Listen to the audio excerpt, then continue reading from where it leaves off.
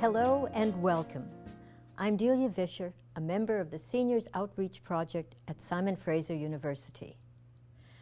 Are our communities ready for our aging population? According to the World Health Organization, 3 components of an age-friendly community include accessible transportation systems, affordable housing, and inclusive outdoor and indoor spaces. Today, we will explore how well Canadian cities are addressing these issues, and we will discuss some of the ways that seniors can participate in making their communities more accessible and inclusive. Our moderator is Mark Forsythe, whom you may know as host of the CBC radio program BC Almanac. Joining him are Gordon Price, SFU City Program Director and former Vancouver City Councillor, Dr. Elaine Gallagher, former Director of the Centre on Aging at the University of Victoria, and architect and city planner Louis Villegas. Enjoy the discussion, and at the end of the program, please take a moment to complete an evaluation form. Thank you.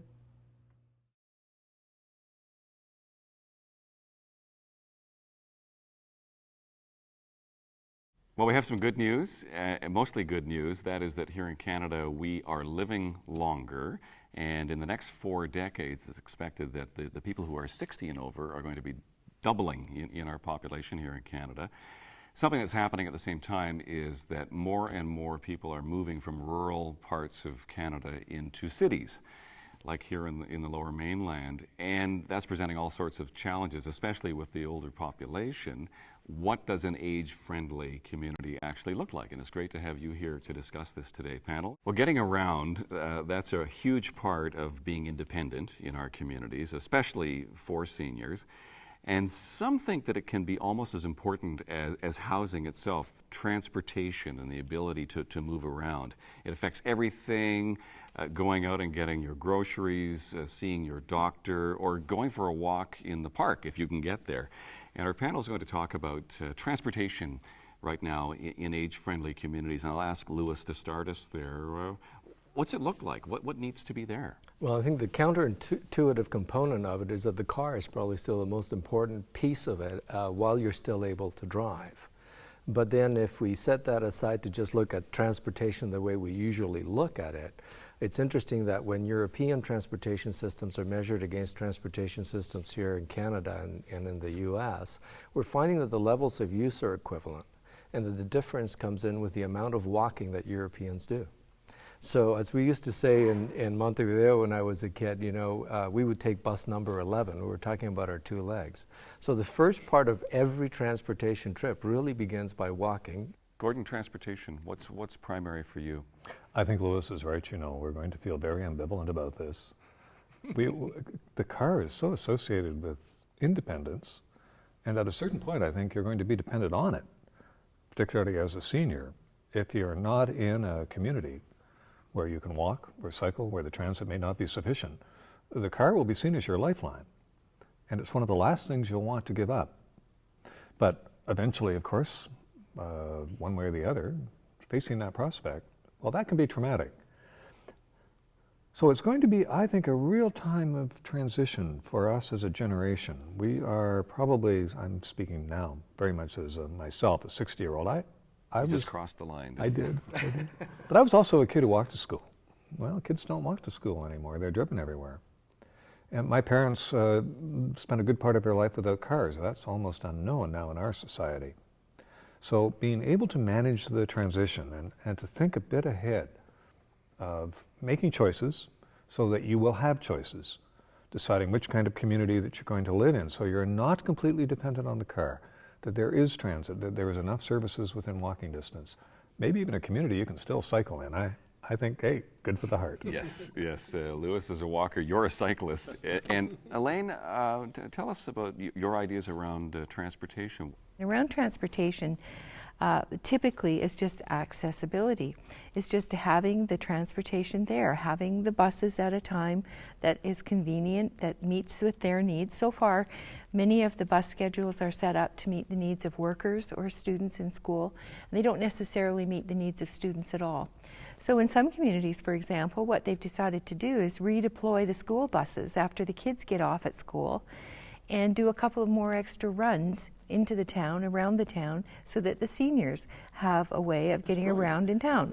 Who pays for that? Well, I guess is the next question in most communities. And it has to be a partnership between school boards and the municipality and the transit authority. But those kinds of partnerships are starting to spring up once the needs are identified and people have a voice and have an opportunity to come forward and say, look, this system just isn't meeting our needs, and we would collectively like to work with you to try and come up with a solution. There are some really creative solutions coming down the pike. I've just come across one in the US where they're setting up a transportation bank. And during your lifetime, you can contribute to this bank by being a volunteer driver, by contributing money, by the various ways. They have a number of ways that you can contribute. And then you get credits. And you and your family can then draw on this bank for credits. So if you need a ride to go to a medical appointment, you call up, you've got credits there, someone will come pick you up and take you. And it's a bank, a transportation bank that's community specific. And it's brilliant. The BCAA are actually recommending this. In Canada, and that makes into volunteerism too, I would think, doesn't it? It does. That you're involving people in a different way. Which makes me wonder too about some people who may be watching us now who live in rural communities, for instance. We've talked about this trend that people are moving to cities more and more, but Louis, we still have people living in rural areas. Are they going to have to move to get what they need, or can you somehow add a transportation infrastructure that's going to help them as well? For those people that feel that they can make a move, I think even in a rural community, you have a small town. And if you could find in a small town a place to live that you're within about a 5-minute walk of Main Street, I think you would also be within a 5-minute walk of some kind of transportation. And the combination between being able to walk to Main Street to get a lot of things and then being able to walk to Main Street to get transit, because ultimately transit is going to be the most important service that you can sort of have with an easy walking distance of your front door. I think you also believe that people should plan this a lot better than we do. It's typically, we're going to downsize, find a new place to live, but we don't really think about where that new place is going to be and what kind of transportation might exist with That's right. That's right. I think you need to go out there and scout the neighborhood. Anything else about, Gordon, the bus routes and the transit routes themselves that we should keep in mind for age-friendly communities, how they're designed, the kind of benches, lighting, that kind of thing? And how many steps? I was just on a shuttle bus in the West End, lots of seniors, and just watching a woman struggle to make those 3 steps on a shuttle brought it home to me. We've just converted our trolley fleet to low floor. Big difference, very expensive to do it, critical to have done it. So even something as a matter of a few feet can make a big difference in how people are able to access something that they may presume is accessible, but until you actually try it out, you may not know. Elaine, anything else on accessibility you want to touch on? Just in terms of connectivity of routes, one of the things we found was that people were saying in a lot of communities the routes are set up such that you can get from where you're living to the downtown core, but to get around in your own community, there's very limited public transportation. So in the city of Saanich, for example, what they've done is they've implemented a network of small, local, little municipal buses. And these go around within Saanich itself, so that if your doctor, your lawyer, your daughter lives, within a radius of, within the community itself, then you don't have to take a bus downtown and then turn around and come back out again. And it just makes for a much better transit system. And Saanich is part of an experiment, isn't it? Two communities in Canada that are looking at issues like this and trying to come up with some practical solutions. Absolutely, yeah. Just going to move on to some of the other issues around transit. And Gordon, you alluded to this earlier, I think, our dependence on the car, but cheap fuel isn't going to be around a whole lot longer, is it? And how's that going to affect this story? It's more the volatility. It's hard to know just how much the change will affect us. Fuel has been so cheap for so long, we've kind of taken it as an entitlement. And it can go up dramatically and then drop, as we've seen just in the last few years. This keeps coming back to choice, Mark. It's never being dependent on just one mode. So that if, for instance, say the price of fuel spikes, well, it may not be as convenient. But when it affects the pocketbook, transit's going to look a lot more attractive. But if you don't have it and you're stuck, that's when it really begins to hurt. So while it may not be possible to predict with any accuracy just what's going to happen in the next 10 years, one can presume it's going to be changing fast, faster than we would like. So thinking strategically is going to be more important than ever. Louis, any thoughts there? Well, and if you're a senior that is thinking of upgrading their car or buying a new one, to look at the smart cars. Not only are they better on fuel, but when I take one for a drive or when I drive in my brother's, what I found was that it was so much better designed. And so that it had easier access, had handle grabs in the right places, the visibility was magnificent, and it was this tiny little bubble. And you can fit it in the parking space. You can fit it in the parking space, and I always like to say that if you're driving in the same sort of 5-minute walking area that you're walking in, you know that place a lot better, so it's safer to drive there too. And car sharing, this is another major change that's beginning to occur. This opportunity to be able to have the ability to have the car on a per trip basis, to use it when you need it, without having to own a car, well, that's really significant. And from a senior's point of view on fixed income, the Canadian Automobile Association estimates that all costs in, which we rarely think of, a car, $10,000 a year. Now, that's for the average Canadian. Plus or minus, it's still a big chunk of change. You can, for a fraction of it, still have a lot of accessibility without having all of that financial obligation. I just wanted to comment too on another aspect around transportation and driving, and that is around parking. When we've been going out and talking with seniors groups, a number of them tell us, we don't actually see ourselves as handicapped. And so we don't want to park in those handicapped stalls. I mean, that's for people that are really, have disabilities, and we don't want to see ourselves in that category at this point. However, where there are stalls that are marked seniors only, they feel very comfortable parking in those stalls, and that gets them a little closer to their venue where they're going and so forth. So that's an idea that I think some communities are starting to adopt, is to have both a handicap designated parking stall as well as some that are designated for seniors only. Some of them have them for mothers with children only, for example, as well. So it's just recognizing that they don't want to be labeled as handicapped many times, and they want to see themselves as, older with some privileges. There's some trade-offs to be made here too. For those communities that want to be more sustainable, less emphasis on the car, they're going to be reducing parking. They're going to be making it more difficult and more expensive to parking. And already in some public meetings, seniors are there to say, don't take our parking away. In fact, we would like more of it, we would like it designated, we would like those privileges. That is going to come up with a real tension when we're going to be making decisions to use our land better rather than covering it with asphalt. Those public meetings, and maybe this is a good time to talk about how these decisions get made. Are they handed down from on high by councils? Is it driven by business needs? Elaine, how can seniors be much more a part of this discussion and make things happen that make sense? Well, I think that the will for that has to come at the municipal level from municipal employees and elected officials who have to say, A, it's really important that we hear from seniors in every process that we undertake, and B, we'll find a mechanism for making sure that their voices are heard. Some communities are setting up a seniors advisory council to the mayor and council so that when major decisions are coming up, they are advised around what some of the perspectives are of the older population. More than lip service. They're absolutely being consulted. A good example was a new sidewalk that was being introduced in, it happened to be in Saanich again.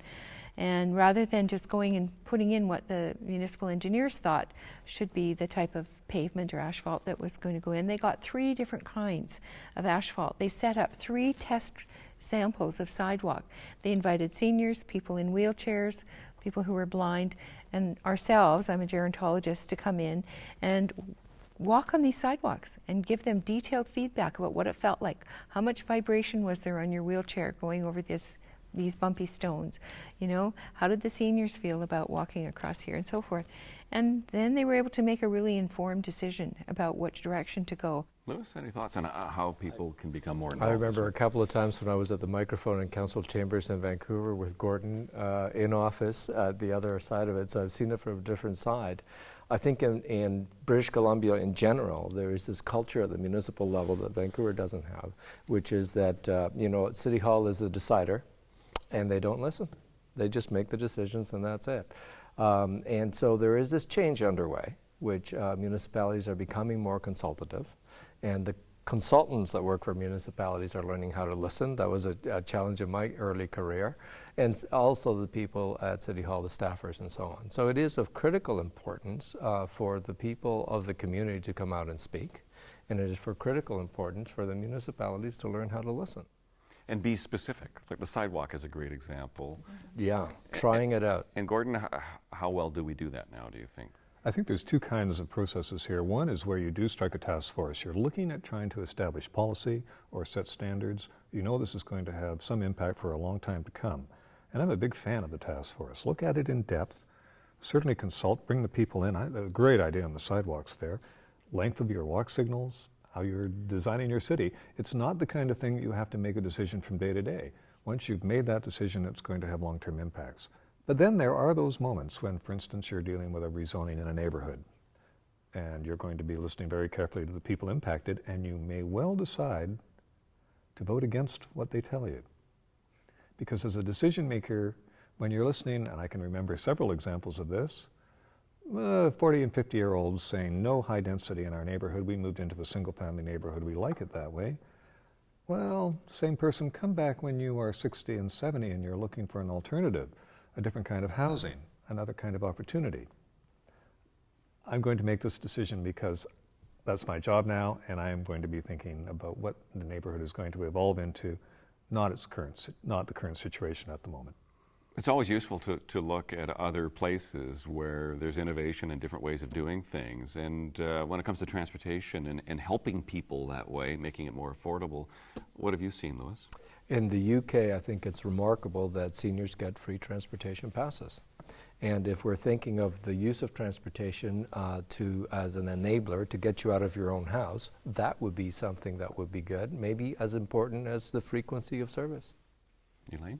Yeah, I would agree with that. We've heard that over and over again, that people say the cost is a real factor in terms of being able to afford public transportation. So anything we can do to try and make that more affordable, I think is definitely in the right direction. That was the case with BC Ferries, was it not? Absolutely. And are they continuing to provide that for seniors? As far as I know, between Monday to Friday, Monday to Thursday, you can travel free on the ferries. Yeah. The transportation system in Metro Vancouver region, could it afford it, Gordon? Free passes? Oh, it could afford it if you tell me what tax you would like increased, Exactly. what service you would like cut, or who else you would want to pay. And those are rarely questions put on the table at the same time.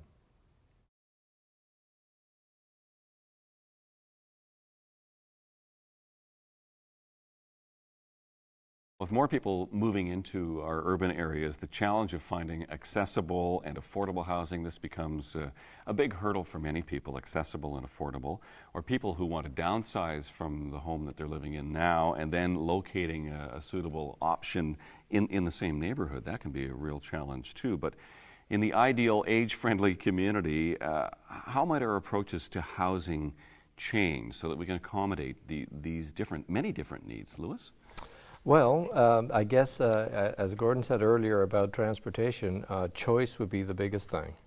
And if we can build different types of houses, especially in these specialized markets of high density, then I think you would find, pretty easy to go out there and find something you like. What we have today, for example, in the Greater Vancouver districts, is basically if you want to live in a more of an urban setting, you're really looking at moving into an apartment. And there are a few things that come in with the apartment that you really need to look at carefully. Like? For example, orientation. These apartments mostly are in what we call a double-loaded corridor. I mean, so you go in a corridor and you have an apartment on the right and an apartment on the left. It also means that these apartments are being designed to take all of the light and all of the air from one direction only. If you happen to have an apartment on a busy street, that means that your windows will open onto noise and they will open onto soot. When those rubbers rub on the pavement, they kick up this really heavy black dust. The best orientation is south. And all the other three cardinal points all have problems with them. If you happen to buy a north-facing apartment, you'll never see the sun. If it's an east-facing... You won't have a very good balcony garden either, will you? No comment. And then the east-facing apartment will be lovely in the morning, and after lunch, forget it. You'll be living in darkness. And the west-facing apartments have the problem of the afternoon sun that is very hot, both in the summer and in the winter. So you'll be drawing your drapes and once again living in... So there's an example of a very small consideration that really affects every unit that's out in the market. Gordon, age-friendly housing, what do we need more of? But let me deal now right with the dilemma. It's often the flexibility of the unit itself. Can it be adapted over time? Stairs, big consideration. A few stairs in a house is actually a good thing. It gives you a little bit of exercise. Just going up and down whether to the basement or the second floor, good idea, until it becomes something that actually closes you off to a good part of your own accommodation.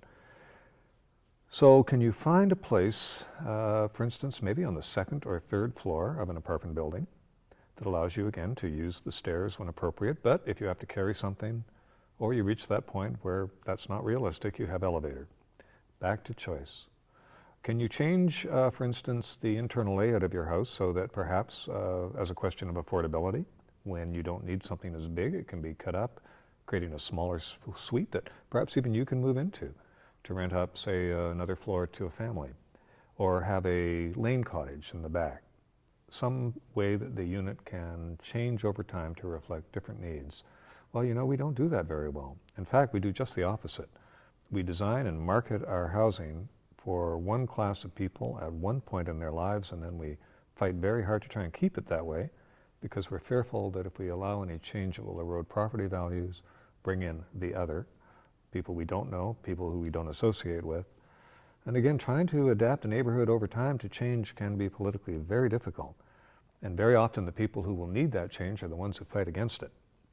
I'm thinking about a friend whose parents have moved out of the family home and downsized. They couldn't look after it any longer in their 80s, but they were so lucky to find within their own neighborhood a small condo that they could afford, or a rental unit, I guess, in some other cases. But it can be so disruptive to have to leave that neighborhood for some people too. And I wonder if that's another option, Elaine, that needs to be there for people, that we won't be able to necessarily stay in that house. We can adapt it, as Gordon is suggesting, but we might want to leave too. Absolutely. I think that part of the discussion, though, should be around, building requirements and building codes. They really haven't changed in many, many years, and they really haven't kept up with what the changing needs of an older population are. We did a study once on looking at the use of grab bars in apartment buildings. And if they're there when people move in, if they're part of the standard construction in a bathroom, the little handlebars for getting up from the washroom or the bathtub, people will just automatically use them. They won't even think about it. They won't think about it as a symbol of old age or as an indication that their health is failing. Whereas if you have to retrofit these and put them in, there may not be adequate support on the walls to get them in place in the first place. And secondly, people are reluctant to add a symbol that might suggest to their friends that their health is failing or that they're getting a little older. So again, I think this notion of universal design is becoming much more popular now. Mr. Architect, over to you. What needs to change so that at the front end, right across the country, as people are designing homes, thinking about building new homes? In 1980, when I was in school, the National Building Code was rewritten to allow access or universal access to public buildings, not private buildings.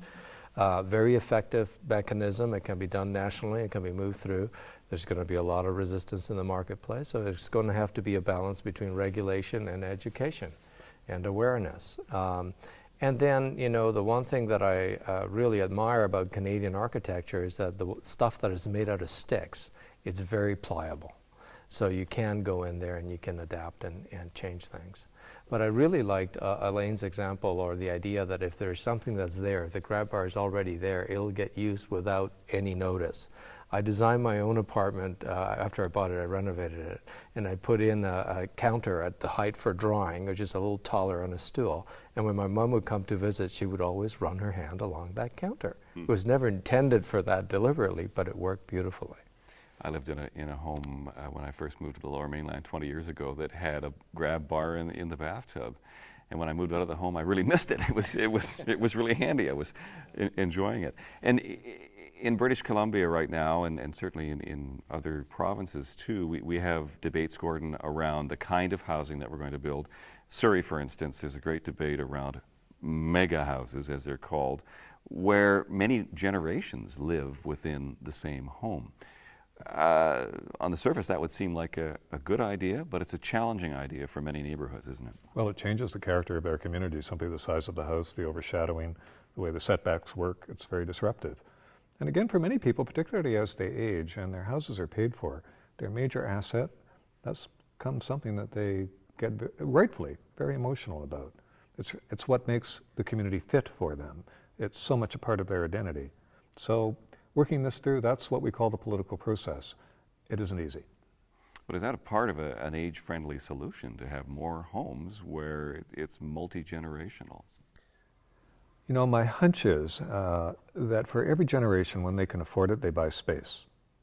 And I noticed this when many of the Hong Kong Chinese families moved. Initially, yes, the house was for many generations, but you know, it didn't take much more than one generation before they started to separate out again. People can make their choices only if they have them, though, and I would tend to think that going back to the idea, for instance, of what we call the Vancouver Special. Now, it was done illegally, but boy, did it work great for accommodating more than one family and giving them enough space so that they had that essential quality of privacy, mutual support, being able to share the costs, and still fitting into the fabric of a neighborhood. We struggle to find something like that, but I think every generation has to invent their own version of it. I think row housing is something, Louis, that you think of in this regard. It's a way perhaps for seniors to stay in their neighborhood and earn some money toward keeping that property. It's the next step up from the Vancouver Special. You know, when you ask the question, if I have a neighborhood full of Vancouver Specials, do I have enough density to support the kind of transit I want? I also want to say too, Mark, that what I think we're going to see more and more of are, you know, housing that is combined with some kind of services. As people, you know, are unable to maybe make their own meals or need a little extra help around with their bathing or what have you, the supportive housing market is just really getting started. And many of the smaller communities are saying that's exactly what they need. Families of older family members move there to be with their younger children, and then as they age, they're finding that they're needing to some kind of service housing or supportive housing, and those facilities are just not available throughout the province. Maybe we could step back and look at housing in more of a neighborhood sense. And Louis, what parts of this city come to mind where you say, you know, this is what we need more of, this works well? Yeah, the urban oasis idea. I think that if you imagine, or if you actually physically do it, walk out of your door for 5 minutes and stop, and then measure how far you went, and you imagine that you do that sort of in a circumference around yourself, what can you find there? And what does the neighborhood give you for free? And I think that is really important. I see it in Vancouver, for example, along Denman Street and Davie Street, and to some extent Robson. So the old English Bay area. Kerrisdale, I think, has it. I think Commercial Drive has it. Maybe some places along Victoria. I think 4th Avenue is a spot. You might on Hastings, as you get close to the P&E, find some of these urban oases where you can have a house or an apartment, and within 5 minutes walking distance have a great delicatessen, right, or a nice cafe to go to. The place where you can ritualize your day-to-day activities. Just maybe going out for coffee, a newspaper, magazine.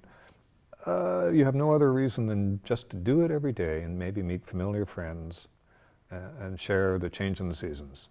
It's ritual, so important in our lives. And you know, the neighborhoods that Louis is talking about, these are neighborhoods that were built around the old electric streetcar lines. And before the cars came along, right? well, that's right, and look at Toronto as an example. The streetcars still run down the same streets through the same neighborhoods. They may change ethnicity, they may change quite dramatically in terms of who lives there, but people will lead their lives very much in the same way. I don't think we've ever done it better.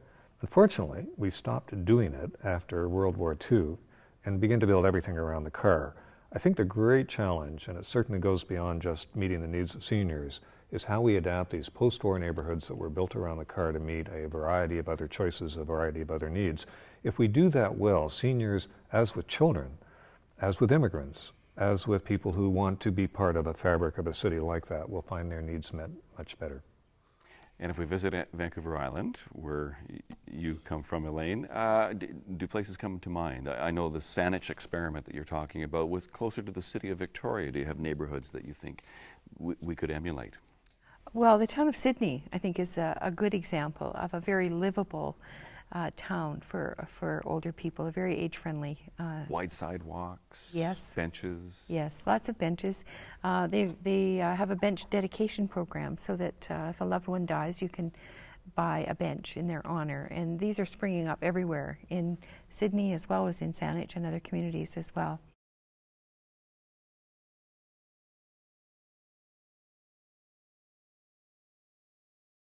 When we move around the city and go out and explore, what are some of the public spaces that actually enhance our quality of life when we're in them, whether it's a business or it's a park?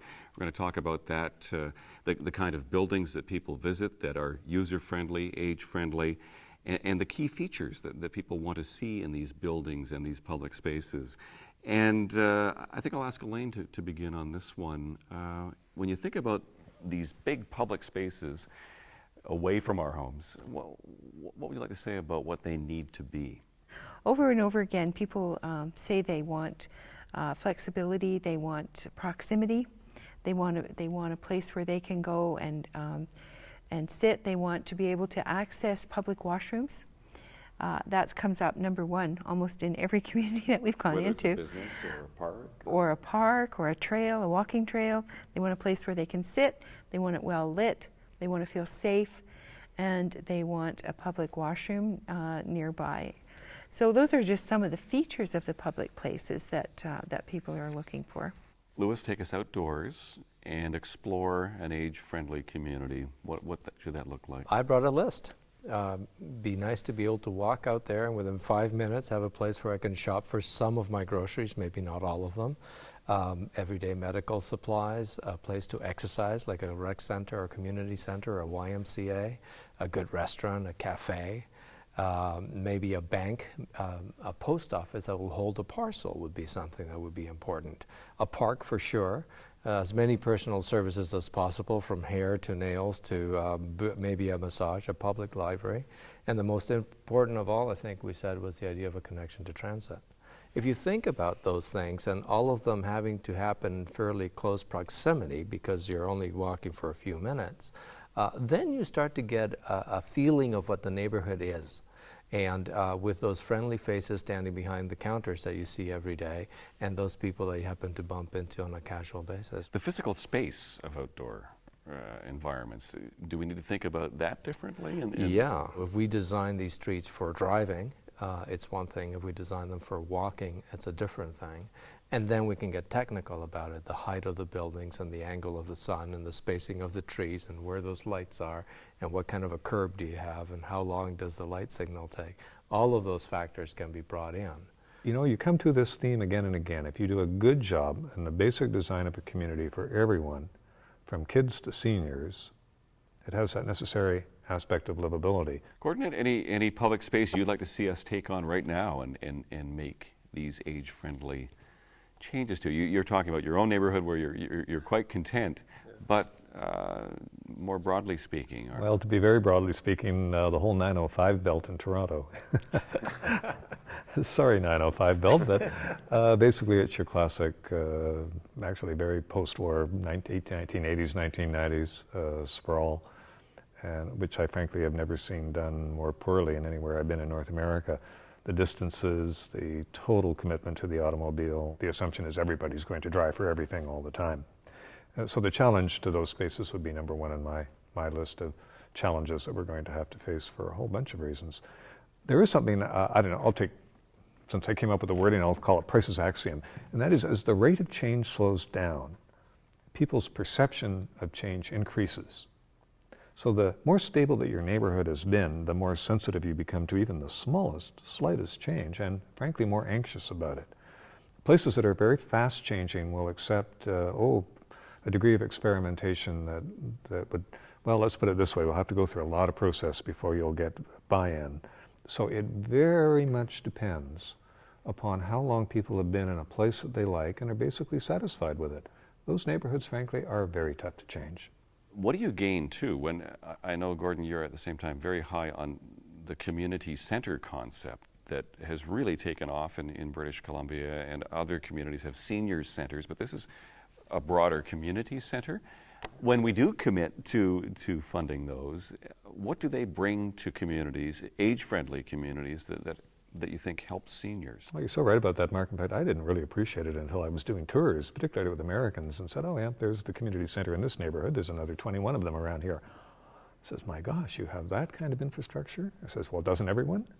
Oh, no, indeed. So what does it do? Well, it gives so many people an entrance and the ability to meet others. It's almost as simple as that, because it offers them something, whether it's a program, a place to recreate, maybe there's a library integrated into it. They really are quite remarkable, and we do indeed spend a lot of money on them, but they are the one thing, in addition to churches and schools, that gives everybody in the community, regardless of who you are, that sense of fit, that sense of place. Elaine? There's a good example in actually Saanich again, but of a school that was threatened to be closed because of the lack of enrollment of children. And what they decided was that a group of seniors needed a place for a seniors center. And so they split the school in half. And now half of the school is a K-5 children's school. The other half is for seniors 55 and over. And what's happened here are some really interesting intergenerational activities and opportunities that have sprung up, which were never really envisioned as start of it. But many schools are finding now that they're having to close because of change demographics and fewer children. So the idea of converting some of these into joint use structures that seniors can also use can have some really important spin-offs. So we've heard lots of interesting ideas around transportation and housing and public spaces and what could happen, what needs to happen. Gordon, how do you think seniors can more effectively convey what they would like to see, become a part of how these decisions are made? I'm going to give you some choices here. First of all, I need to know what you want to convey. Is it an issue that affects you very personally in your neighborhood and you'd like to see the city or an agency do something about it? Get as close as you can to the person who's going to actually make the decision. Doesn't necessarily mean your political representative. Maybe this may be harder to find, but you know, increasingly cities, whether it's their websites or 311 numbers, make it easier for you to find out who it is and talk directly to them.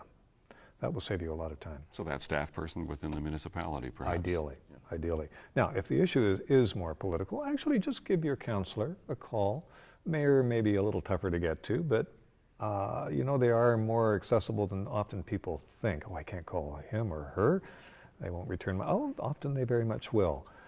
Email, yes, but it does tend to, because you get hundreds and hundreds of these, it's harder, again, if you're just making a general comment on something as opposed to asking for something specific. There are very often around issues formal ways of registering your concern or your opinion. Again, the internet has made a big difference. There are ways now you can fill in electronic surveys. You will be one voice among many, but very often people don't think it's worth it. Well, it can make a difference if the numbers aren't great. They're looking for themes, aren't they? They are, very much. If it's something in your community where you know that it's going to be a contentious issue, there are a variety of points of view, chances are you'll want to join with others. It may be other seniors, it may be an organization, it may be even a political party, but being part of a larger, consistent voice, very much that is what politicians will listen to.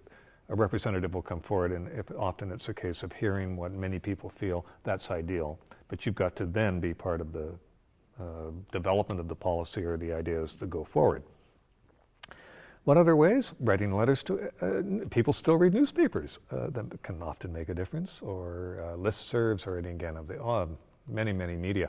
You know, often, Mark, the case isn't that we don't get feedback; it's that we get so much of it. It can be very difficult to penetrate through that, to have your specific voice heard. But first of all, if you don't make the effort, there's nothing I can do to listen if I don't hear your voice. Elaine, what would you add to that? Well, I would add to that, call into your local radio talk show host. Here. A lot of seniors are avid radio listeners. I don't know to what extent it influences government and policy decision makers, but collectively, if we hear enough voices, I think it can have a difference. Secondly, I would say take up a petition.